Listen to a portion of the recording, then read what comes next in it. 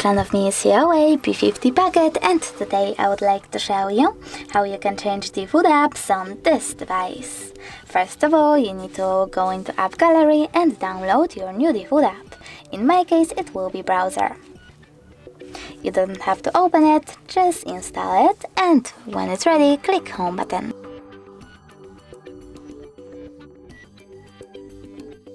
Now you need to access Settings, scroll down and select Apps. Then go into the Food Apps and tap on one of those sections. I want to change my browser apps, I will go with Browser, click on Opera and simply go back. Now as you can see, my food app has changed. Thanks so much for watching. If you enjoyed this video, leave a like, comment and don't forget to subscribe. Bye!